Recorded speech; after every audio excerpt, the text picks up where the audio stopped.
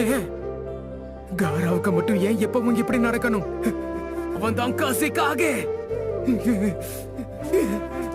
Sand வில்லேஜுக்கு இப்பதான் இவன் காசிக்காக ஆனா.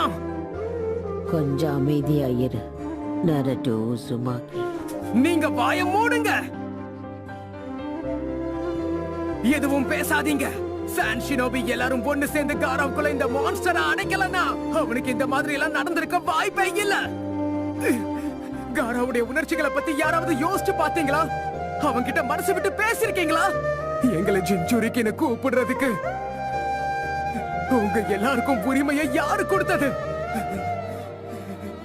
ஒருத்தருடைய வருங்காலத்தை நிர்ணயிக்கிறதுக்கு நீங்க எல்லாரும் யாரு? சாஸ்கேவை என்னால காப்பாத்த முடியல, காராவையும் நான் காப்பாத்த தவறிட்டேன்.